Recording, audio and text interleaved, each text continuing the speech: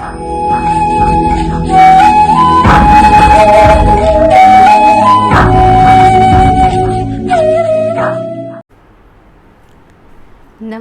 जी सभी को, greetings to all of you. I welcome you all in the next video of thermodynamics. सीढ़ी दर सीढ़ी, वीडियो दर video आगे बढ़ते चले जा रहे हैं और कॉन्सेप्ट्स को ग्रास्प करते जा रहे हैं। So my main motto is to clear मैं कहूँ कि जो स्लग है दिमाग का वो बाहर निकाल के कॉन्सेप्ट्स को वहाँ पर फिट करना, ये मेरा हमेशा मकसद रहता है। एंड आई होप आप लोग इन वीडियोस को एंजॉय कर रहे हैं। तो आज हम बात करेंगे पिछली से अगली की कड़ी की। तो जो पिछली वीडियोस थी उन पिछली वीडियोस के अंदर हम लोगों ने ये अंडरस्टैंड किया कि थर्मोडायनेमिक्स क्या है और इसकी रियल लाइफ सिग्निफिकेंस क्या है। बिकि भैया जिस सब्जेक्ट को आप पढ़ रहे हो वो यूज़ कहाँ होता है डेली लाइफ के अंदर, ये सब हमने डिस्कस किया। हमने सिस्टम को अंडरस्टैंड करने की कोशिश करी, सराउंडिंग्स करी, सिस्टम के टाइप्स की, और हम लोगों ने ये भी किया कि जो थर्मोडायनेमिक वेरिएबल्स होते हैं वो कौन कौन से होते हैं और उनकी बेसिक डेफिनेशंस हमने की, उनका बेसिक अंडरस्टैंड किया और उनकी एक्सटेंसिव और इंटेंसिव नेचर को भी हमने ऑलरेडी स्टडी कर लिया। So today we are here with next few concepts of thermodynamics. So first I am going to discuss about the equation of state. The equation of state, आप लोगों को पता है हमने पिछली वीडियो के अंदर स्टेट वेरिएबल्स डिस्कस किए।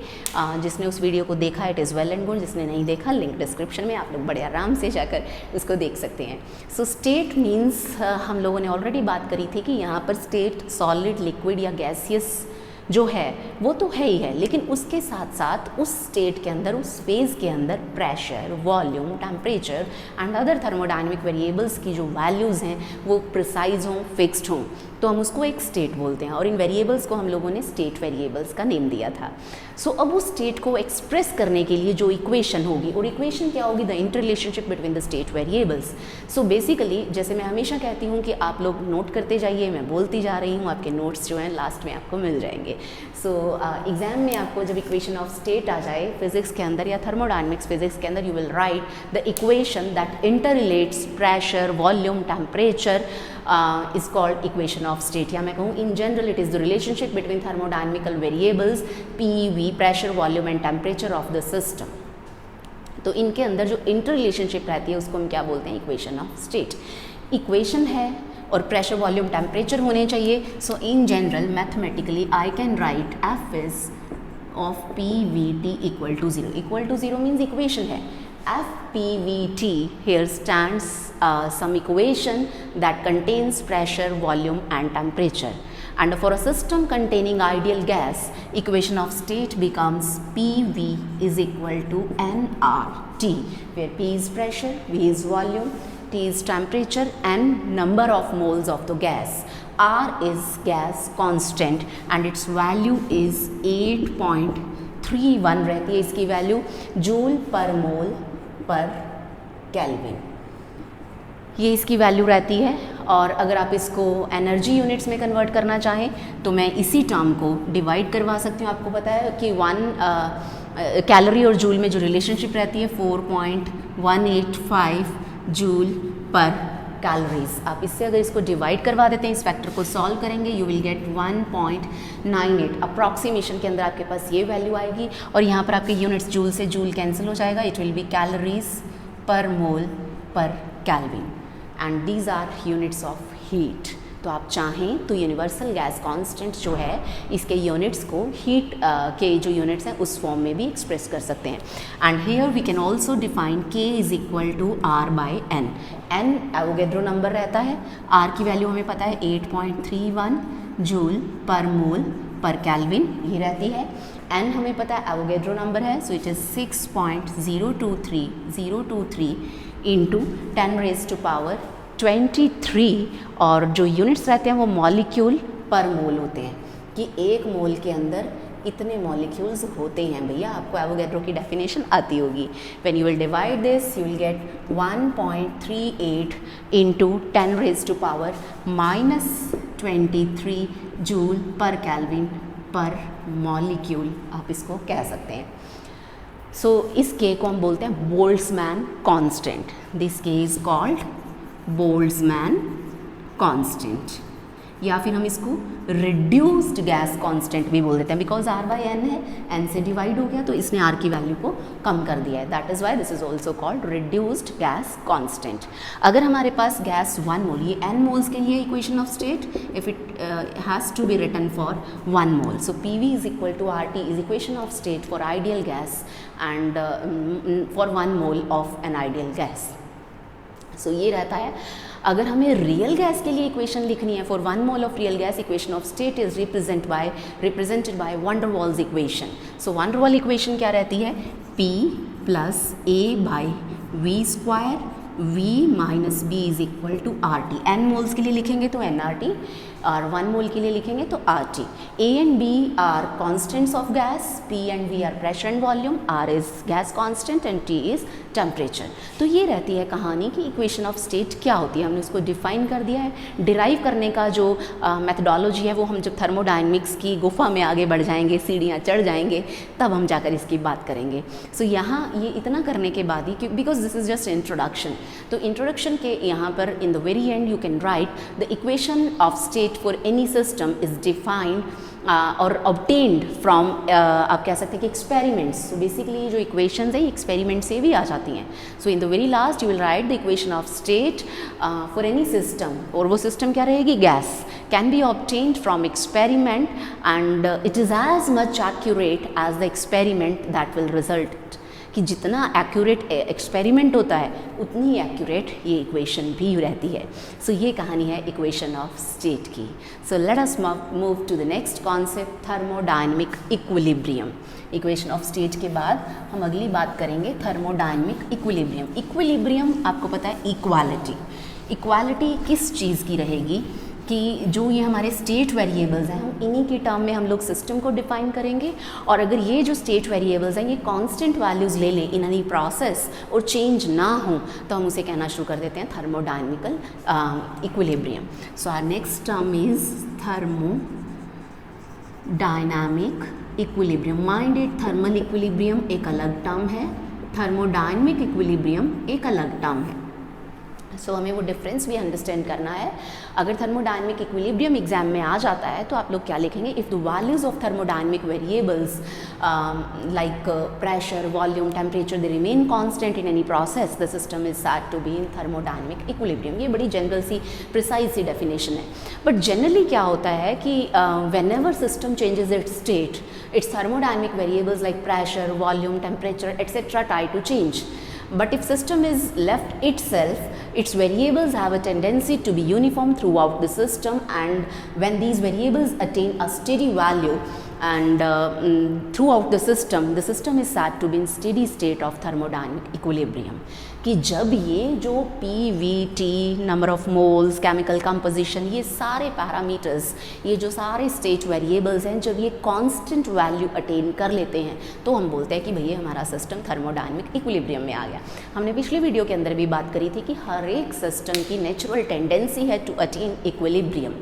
जैसे आप लोगों को अगर फ्री छोड़ दिया जाए, अब गर्मी का मौसम है, एक जगह एसी है चल रहा है और एक जगह बहुत गर्मी है, so you will try to sit where AC is installed, कि आप लोग अपने कंफर्ट जोन में रहना चाहते हैं, वहाँ आपका टेम्परेचर बैलेंस रहेगा बॉडी का, you will not feel hot.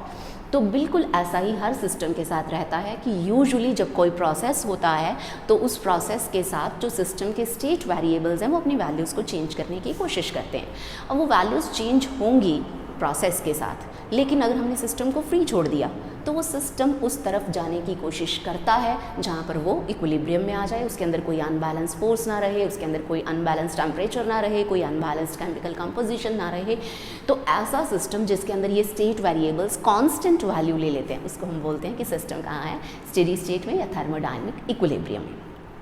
सो जो कुछ भी मैंने बोला आप उसको नोट कर लीजिए। अगर आपको डिफ़िकल्टी है लैंग्वेज में तो जो मैंने इंग्लिश में बोला आप उतना भी नोट कर लेंगे, आपके नोट्स तैयार हो जाएंगे। हिंदी मीडियम के स्टूडेंट्स जो हिंदी में बोला उसको नोट कर लीजिए, आपके नोट्स तैयार हो जाएंगे। सो जो थर्मोडायनेमिक इक्विलिब्रियम है ये सिर्फ एक क्वांटिटी की कॉन्स्टेंसी के साथ डील नहीं करता, ये बेसिकली मल्टीपली जो स्टेट वेरिएबल्स हैं उनकी स्टेडी वैल्यूज़ के साथ इंटरलेट करता है. सो बेसिकली मैं ये कहूँगी कि a system is said to be in thermodynamical equilibrium if it is in thermal equilibrium, it is in mechanical equilibrium and it is in chemical equilibrium. अब ये जो 3 टर्म्स मैंने बोली हम इनकी बात करेंगे. So thermodynamical equilibrium is of 3 types. I can say mechanical equilibrium. First type रहती है मैकेनिकल, मैकेनिक्स पीछा नहीं छोड़ती हमारा. Thermal equilibrium and chemical equilibrium. Name से ही वैसे तो डेफिनेशन क्लियर हो रही है. मैकेनिकल मोशन, मोशन किसकी वजह से होती है? फोर्स की वजह से. सो सिस्टम, मैं बोलती जा रही हूँ, आप लोग नोट कर लीजिए. Mechanical equilibrium, a system is said to be in mechanical equilibrium if there is no unbalance force between the system and its surroundings और between various parts of the system. So it depicts the uniformity of pressure, क्योंकि pressure क्या रहता है? Force per unit area. अगर system में कहीं पर भी कोई अनबैलेंस फोर्स नहीं है, बिटवीन सिस्टम एंड सराउंडिंग्स भी कोई अनबैलेंस फोर्स नहीं है और सिस्टम के वेरियस पार्ट्स के अंदर भी कोई अनबैलेंस फोर्स नहीं है, मतलब उसके अंदर मोशन इंड्यूस नहीं की जा रही है, तो उसको हम बोलते हैं सिस्टम किस में है? मैकेनिकल इक्विलिब्रियम में है. सो प्रेशर जो रहता है वो थ्रू आउट द सिस्टम क्या रहता है? यूनिफॉर्म रहता है और कांस्टेंट रहता है. प्रेशर कहता है ना रे ना, मुझे नहीं बदलना. हम कहेंगे नहीं रे नहीं, तू बदल, सो नहीं बदलेगा. सो उसके बाद आ जाता है थर्मल इक्विलिब्रियम. थर्मल हमें पता है टेम्परेचर के साथ इसका लिंक है. So if temperature of system is same throughout, या मैं कहूँ कि if the temperature remain same throughout whole of the system including its surroundings, then system is said to be in thermal equilibrium. कि system का temperature surroundings के temperature के साथ जब मैच हो जाता है, there is uniformity of temperature, then we call that system is in thermal equilibrium. कि इसके अंदर हमने बात करी यूनिफॉर्मिटी ऑफ फोर्स, उसकी वजह से प्रेशर अपने आप कॉन्स्टेंट हो गया. इसके अंदर हमने बात करी uniformity of temperature, so state variable temperature constant हो गया. यहाँ पर प्रेशर कांस्टेंट रहेगा, यहाँ पर टेम्परेचर कांस्टेंट रहेगा. Coming on to chemical equilibrium. If composition of system remains fixed and definite in any process, then system is said to be in chemical equilibrium, or this indicates the constancy or the uniformity of chemical composition. कि मान लीजिए कोई मैं कहूँ कि sodium chloride है, तो वो उस प्रोसेस के होने के बाद भी सोडियम क्लोराइड ही रहे. सोडियम और क्लोराइड जो है, सोडियम और क्लोरीन सेपरेट ना हो, वो NaCl की फॉर्म में ही रहे. केमिकल कंपोजिशन के अंदर कोई भी चेंज ना आए, केमिकल प्रॉपर्टीज़ में कोई भी चेंज ना आए, तो सिस्टम हम बोलते हैं किस में है? केमिकल इक्विलिब्रियम में है. सो यहाँ पर हम बेसिक, और अगर केमिकल कंपोजिशन में कोई चेंज नहीं आएगा, सो ये भी हो सकता है कि वॉल्यूम में कोई चेंज ना हो. So basically system is said to be in if a system which is in, last line में ये तीनों को एक्सप्लेन करने के बाद आप लोग लिख सकते हैं the system which is in thermal, mechanical and chemical equilibrium is said to be in thermodynamic equilibrium. So ऐसा सिस्टम जो जिसके अंदर मैकेनिकल इक्विलिब्रियम भी है, मतलब कोई फोर्स अनबैलेंस नहीं है, प्रेशर जो है वो कांस्टेंट है, जिसके अंदर टेम्परेचर कांस्टेंट है और जिसके अंदर केमिकल कंपोजिशन भी कांस्टेंट है, ऐसे सिस्टम को बोलेंगे कि वो सिस्टम बेचारा आराम से बैठा रहता है, वो किसी को कुछ नहीं कहता, कहता है कि मुझे भी मत छेड़ो, मैं भी आपको नहीं छेड़ूंगा. सो ये कहानी है थर्मोडायनेमिक इक्विलिब्रियम की. इसके बाद हम बात करेंगे, बड़ा ही छोटा सा प्यारा सा ब्यूटीफुल सा कॉन्सेप्ट है, reversible and irreversible processes. So let us do that.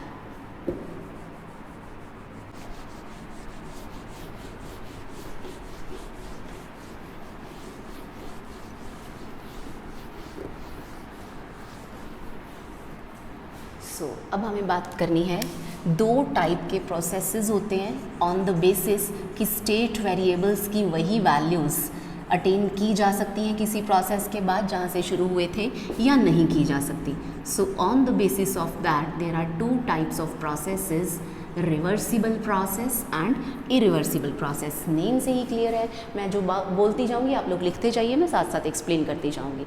So reversible process क्या रहता है? Reversible process is the process which can be retraced in opposite direction in such a manner that working substance undergoes exactly the same changes in opposite direction as it was doing in direct process. क्योंकि देखिए एक बार जैसे मान लीजिए मैं यहाँ खड़ी हूँ, मैं यहाँ से यहाँ तक आई, ये डायरेक्ट प्रोसेस हो गया। अब मैं वापस जाऊँगी, ये क्या हो गया, ऑपोजिट या रिवर्स प्रोसेस हो गया। और अगर मैं वापस बिल्कुल सेम वैसे ही कंडीशन, उतना ही प्रेशर, उतना ही वॉल्यूम, उतना ही टेम्परेचर, सब कुछ सेम रहे, जब मैं वापस पहुँची, तो ये प्रोसेस क्या हो जाएगा, reversible process. So working substance returns completely back to initial state after passing through some intermediate conditions during the direct process and the reverse process।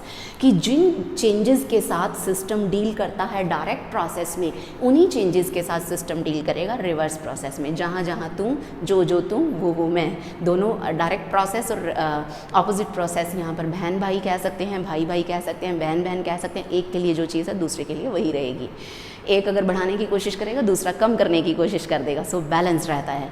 So changes in reversible process are infinitely small, that is the process must take place at a very very very slow rate. तो ये process क्या रहता है, quasi static, ऐसा process जिसको extremely slow execute करवाया जाए ताकि उसके जो स्टेट वेरिएबल्स हैं उनके अंदर चेंजेस ना आए, टेम्परेचर ना बदले, वो सराउंडिंग्स के साथ एक्सचेंज करने का टाइम जो है वो सिस्टम को मिलता रहे।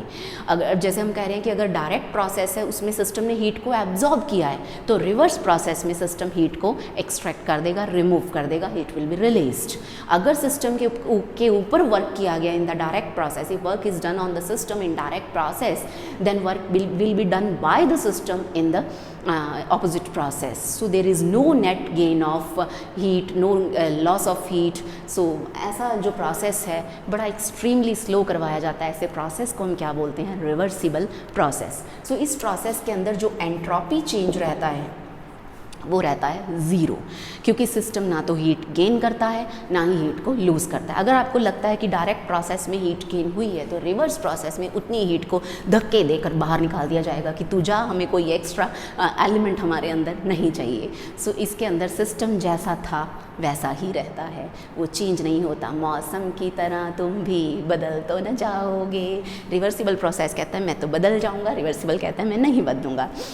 सो irreversible process is that process which cannot be retraced back in opposite direction by reversing the controlling parameters। कि बिल्कुल जैसे जैसे हम आगे बढ़े थे वैसे वैसे अगर हम पीछे जाएं तो इरिवर्सिबल प्रोसेस के अंदर सिस्टम अपनी ओरिजिनल स्टेट और ओरिजिनल कॉन्फ़िगरेशन को रीगेन नहीं करता।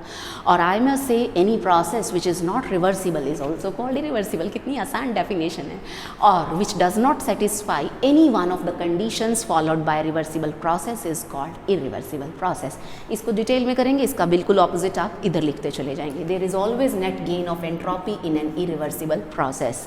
यहाँ पर जो हमेशा एंट्रोपी है वो गेन में रहती है। अगर मैं एग्जाम्पल्स की बात करूँ इरिवर्सिबल प्रोसेस की, अगर हम एग्जांपल्स की बात करें, production of heat by friction. मैं यहाँ चलूँगी, मुझे फ्रिक्शन को ओवरकम करना पड़ेगा, उसको ओवरकम करने के लिए एनर्जी देनी पड़ेगी, लेकिन फ्रिक्शन मुझे वही एनर्जी वापस नहीं देगा। सो एग्जांपल्स में क्या रहा, production of heat by friction is irreversible process. Joules law of heating कि एक वायर है, उस वायर में से आपने करंट को फ्लो करवाया, करंट फ्लो करेगा तो रेजिस्टेंस आएगा, रेजिस्टेंस की वजह से हीट प्रोड्यूस होगी, लेकिन रिवर्स जो है दैट इज़ नॉट पॉसिबल। और इसी तरीके से diffusion, conduction, radiation, these processes are also irreversible processes. Rusting of iron is irreversible because in the process of rusting, iron is converted into iron oxide, but iron oxide cannot get converted back into iron. आपको पता है, ये chemistry आती है आपको। सो rusting of iron भी irreversible process है। Falling water from a height is irreversible process. आप कहें कि वाटर ऊपर चढ़ना शुरू हो जाए, वापस नहीं जाता भाई, बिना मोटर के नहीं जाएगा, मोटर के साथ जाएगा। इसकी बात हम आगे सेकंड लॉ ऑफ थर्मोडायनेमिक्स के अंदर बात करेंगे कि ये कैसे पॉसिबल हुआ, लेकिन spontaneously this is not possible. So ये प्रोसेसेस क्या है, रिवर्सिबल, इरिवर्सिबल प्रोसेसेस। अगर मैं रिवर्सिबल के एग्जाम्पल्स की बात करूँ, मेल्टिंग ऑफ आइस। आपको पता है कि जब आइस है, आइस को मेल्ट करना है, you will give some heat, आप उसके अंदर कुछ हीट डालेंगे, उसको कुछ एनर्जी देंगे ना। आइस नाम सुनते ही ठंडा ठंडा, कूल कूल, आइसक्रीम खाने का मन कर गया हो गया कि गर्मी तो बहुत है। सो देखिए, given mass of ice is melted by gaining heat but if the same heat is removed then water from the water ice is formed. So ये प्रोसेस रिवर्सिबल है कि अगर आप आइस को हीट देंगे तो वो वाटर बन जाएगी, वाटर से उतनी हीट वापस ले लेंगे तो वो आइस में कन्वर्ट हो जाएगा। So this is reversible process. Boiling of any liquid is also reversible process, क्योंकि जब लिक्विड को बॉयल किया जाता है तो उसको हीट एनर्जी दी जाती है, और वही हीट एनर्जी जब उससे वापस ले ली जाती है तो वापस कंडेंसेशन से लिक्विड बन जाता है। सो इन दिस प्रोसेस ठंडा हो जाता है वो, उसका टेम्परेचर कम हो जाता है। सो ये boiling of any liquid is also reversible process. और अगर आप किसी आइसोथर्मल प्रोसेस को कर रहे हैं, आइसोथर्मल, एडियाबैटिक, आइसोकोरिक और आइसोबैरिक, ये सब क्या है हम अगली वीडियोस के अंदर बात करेंगे। फिलहाल यहाँ पर मैं इतना बता दूँ, आइसो यहाँ पर थर्मल मतलब सिमिलैरिटी ऑफ टेम्परेचर से लिंक है इसका, कि अगर आप किसी प्रोसेस को इस तरीके से कराते हैं कि उसका टेम्परेचर कांस्टेंट रहता है तो वहाँ रिवर्सिबिलिटी आ सकती है। So isothermal processes when performed extremely slow they can act as reversible processes like expansion और compression of a gas. Carnot cycle नाम तो सुना होगा। सो वो भी क्या है, रिवर्सिबल प्रोसेस का एग्जाम्पल है। इलेक्ट्रोलाइसिस केमिस्ट्री में पढ़ते होंगे, that is also example of reversible process.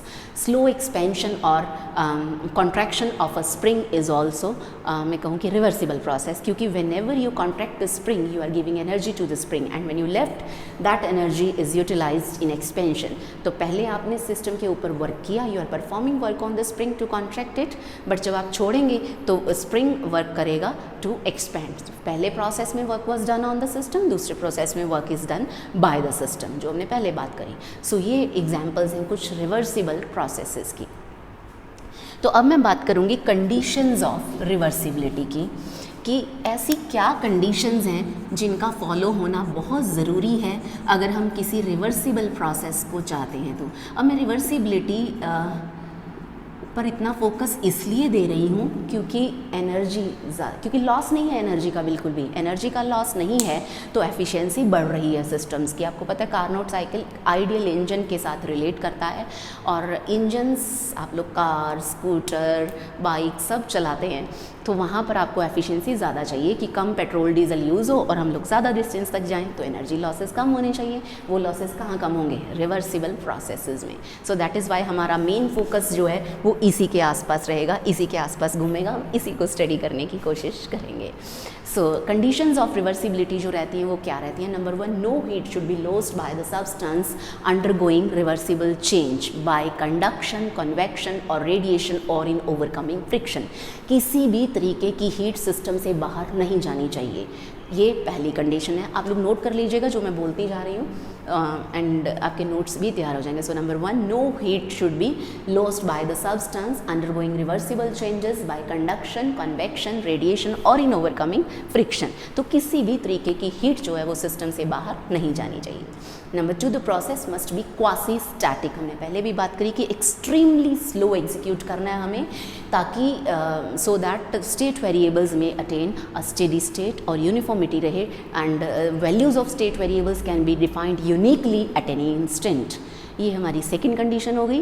And third one was at any state of the cycle of operations the process the pressure and temperature of working substance must not appreciably change, और they must not be appreciably different from the surroundings, क्योंकि change हम किसको मानेंगे जब surrounding से different हो जाएगा। So pressure और टेम्परेचर ये दो मेजर पैरामीटर्स हैं जो कि ड्यूरिंग द कोर्स ऑफ हम लोग कहें कि प्रोसेस जो हैं ये इनकी वैल्यू सराउंडिंग से डिफरेंट नहीं होनी चाहिए। सो ये 3 मेजर कंडीशंस रहती हैं। अब आप कहेंगे कि इनको तो अचीव करना ही पॉसिबल नहीं है, ना हो तो रिवर्सिबल प्रोसेस भी रियलिटी में पॉसिबल नहीं है। So in actual practice no process is fully reversible, and क्योंकि हमें पता है कि कोई भी प्रोसेस फ्रिक्शन लेस नहीं हो सकता, कोई भी परफेक्टली कंडक्टर नहीं हो सकता सब्सटेंस, कोई भी सब्सटेंस परफेक्टली इंसुलेटर नहीं हो सकता।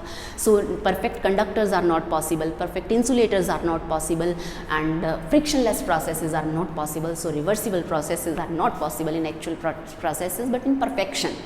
बट हम आइडियलिटी के नज़दीक तो जा सकते हैं ना, तो हम कह सकते हैं कि जो रिवर्सिबल प्रोसेस एक आइडियल कॉन्सेप्शन है, बट अगर क्वासी स्टैटिक नेचर में करवाया जाए तो हम उनको रिवर्सिबल कह सकते हैं। सो जो एग्जांपल्स हमने बात करी, melting of ice, boiling of liquid, isothermal processes, electrolysis, slow expansion और contraction of spring, Carnot engine, ये सब जो है ये आइडियलिटी के नज़दीक है। ये कॉन्सेप्ट कार्नोट इंजन आपको पता है एक कॉन्सेप्ट है रियलिटी में हमें पता है एफिशिएंसी कम हो जाती है बिकॉज फ्रिक्शन ना हो, this is not possible. So ये जो कुछ चीज़ें हैं रिवर्सिबल प्रोसेस और इरिवर्सिबल प्रोसेस को करते हुए हमें ध्यान में रखनी पड़ती हैं। सो जो reversible processes occupy place of prominence in thermodynamics because of the following factors. मैंने आपको कहा कि हमारा सारा स्ट्रेस इसके अंदर क्यों रहता है, तो आपको वो भी बताना होगा कि what is the significance of reversible processes. तो आप क्या लिखेंगे, reversible processes occupy a place of prominence in thermodynamics because of the following factors. अब फॉलोइंग क्या होंगे आप लिख लेंगे। Number 1, such a process represents a limiting behavior of any system. Being ideal concepts, a reversible process provides an upper limit to the amount of work that can be done on the system or by the system in going from a given initial state to the final state. Therefore, it provides a standard against which the performance of real process can be executed or can be measured. मतलब क्या है, मैंने अभी आपको कहा कि हम लोगों ने कारनोट इंजन को स्टडी किया क्योंकि वो आइडियल इंजन है, वो मैक्सिमम एफिशिएंसी देता है। हम नहीं चाहते कि हमारा पेट्रोल डीजल ज़्यादा यूज़ हो, हम चाहते हैं कि कम यूज़ हो और हमें आउटपुट ज़्यादा मिले। सो कम इनपुट दे के आउटपुट ज़्यादा मिले तो हमें मैक्सिमम तो पता होना चाहिए ना कि हम कितना मैक्सिमम वर्क कर सकते हैं या सिस्टम हमें कितना मैक्सिमम वर्क करके दे सकता है। सो ये जो मैक्सिमम, ये जो लिमिटिंग वैल्यूज़ है, ये हमें कहाँ से पता लगेंगी, रिवर्सिबल प्रोसेस से ही।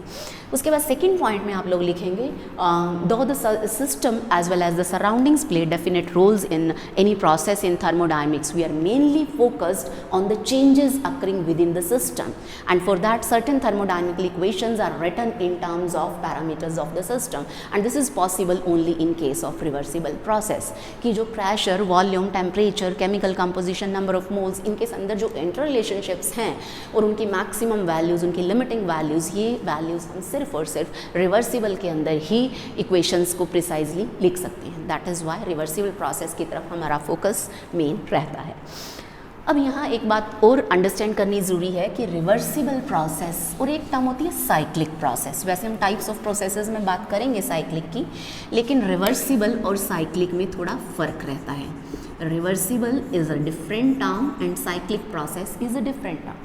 साइक्लिक प्रोसेस में क्या होता है कि सिस्टम जहाँ से चला वहीं वापस तो आ गया, लेकिन जो उसकी ऑनगोइंग कंडीशंस थी डायरेक्ट प्रोसेस में एग्जैक्टली सेम रिवर्स में नहीं होती। कि जैसे मैं कहूँ कि अगर सिस्टम डायरेक्ट प्रोसेस में उसका प्रेशर, वॉल्यूम, टेम्परेचर बढ़ा है तो रिवर्स में बिल्कुल उसी तरीके से और उतना ही कम होगा, लेकिन साइक्लिक में ऐसा ज़रूरी नहीं है। इंडिकेटर डायग्राम हम आगे करेंगे प्रेशर और वॉल्यूम में सपोज, या टेम्परेचर या एंट्रोपी में। तो साइक्लिक प्रोसेस जो होगा, मान लीजिए सिस्टम ए से बी स्टेट में गया इन डायरेक्ट प्रोसेस, यहाँ पर वैल्यूज़ P1, V1 है प्रेशर और वॉल्यूम की, अगर मैं P और V बता रही हूँ, और यहाँ पर सपोज P2 एंड V2 है। और अगर आप रिवर्स इसी पाथ से वापस आएंगे, इसी पाथ से ही, तो वो रिवर्सिबल प्रोसेस होगा। लेकिन अगर आप सपोज किसी और पाथ से वापस यहाँ पहुँच गए हैं, मान लीजिए दिस इज़ 1, दिस इज़ 2, तो ऐसे प्रोसेस को हम बोलते हैं साइक्लिक प्रोसेस। तो ऑल द रिवर्सिबल प्रोसेसेस जो होते हैं वो तो साइक्लिक होते हैं क्योंकि सिस्टम इनिशियल स्टेट में आ जाता है, लेकिन ऑल साइक्लिक प्रोसेसेस में नॉट बी रिवर्सिबल क्योंकि सिस्टम बिल्कुल उसी स्टेट में पहुंचे ये कोई ज़रूरी नहीं है। सो यहाँ पर इसका पाथ डिफरेंट है, वहाँ पर पाथ भी सेम रहता है। हमने कहा था स्टार्टिंग में डेफिनेशन में कि जो इंटरमीडिएट कंडीशंस रहेंगी जो डायरेक्ट प्रोसेस में, रिवर्स में बिल्कुल उसी तरीके की, अगर डायरेक्ट में वो बढ़ रही हैं तो रिवर्स में वो कम होंगी। सो ये रहता है difference between reversible and cyclic processes. Cyclic process की डिटेल हम आगे करेंगे, रिवर्सिबल की आज हमने कर ली है। Thank you so much.